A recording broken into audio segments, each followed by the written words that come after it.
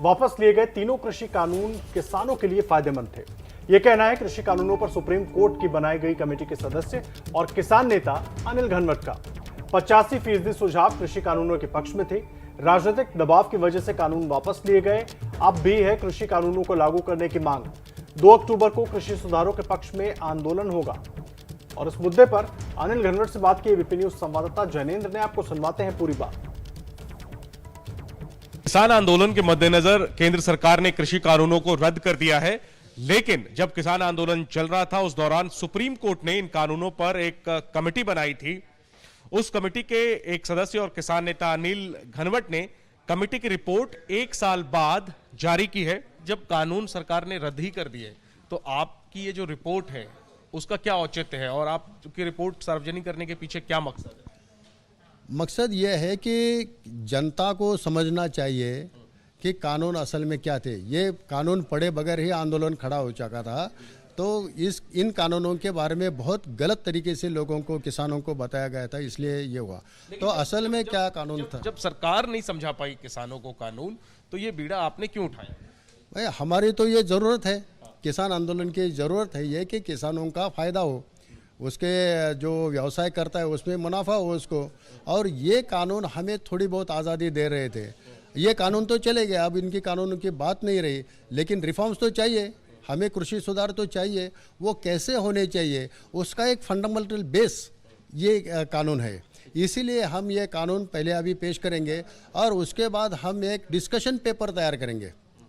और discussion paper में जो बातें इन कानूनों में नहीं आई वो भी आएंगे, जैसे लैंड रिफॉर्म्स के बारे में है, इंफ्रास्ट्रक्चर के बारे में, बहुत सारी चीज़ें जो नहीं थी वो लाएंगे। क्या सरकार को फिर से इन तीनों कानूनों को वापस लाना चाहिए? इन तीनों कानूनों को नहीं, कृषि रिफॉर्म्स को लाना चाहिए, जिसमें कि ये 3 भी शामिल हो।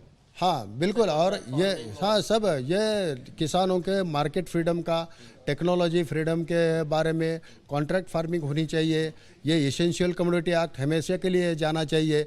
और भी जो कानून है जैसे लैंड सीलिंग का कानून है, एक्विजिशन के कानून है, ये सब जाने चाहिए या उसमें कुछ अच्छी तरह से सुधार होकर किसानों को आज़ादी मिलनी चाहिए। कैसे उठाएंगे आप लोग? कुछ नहीं, हम कितने लोग सपोर्ट में है ये दिखाने के लिए हम कम से कम 1 लाख किसान दिल्ली लाने की कोशिश करेंगे। एमएसपी को लेकर के जो आप लोगों की कमेटी थी, क्या आपने भी कुछ रिकमेंडेशन दिए थे? आपकी क्या राय है एमएसपी कानून पर जो कमेटी बनने जा रही है उसको?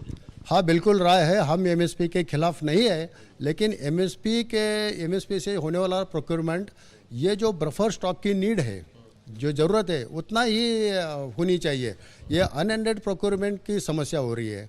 और अगर आप कानून बनाते हैं तो सभी फसलों के किसान कानून मांगेंगे, उतना पैसा हमारे पास नहीं है। We don't have that type of financial coffers. आखिरी में पूछो, क्या लगता है सरकार राजनीतिक दबाव में आ गई है? जो पंजाब हरियाणा के किसान हैं और जो रिफॉर्म वाले किसान हैं उनकी बात नहीं सुनी जा रही है मोदी सरकार में?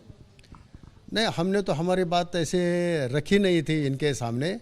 और आंदोलन का दबाव था, आंदोलन की जीत हुई है, सरकार पीछे हट चुकी है, लेकिन उसके पीछे राजनीतिक कारण भी था ऐसा मुझे लगता है। आने वाली पंजाब उत्तर प्रदेश के चुनाव थे और उस चुनाव में उनको नुकसान ना हो, इसलिए उन्होंने शायद ये कानून पीछे लिए होंगे और उनका मकसद तो सफल हो गया, वो फिर से चुन के आ गए।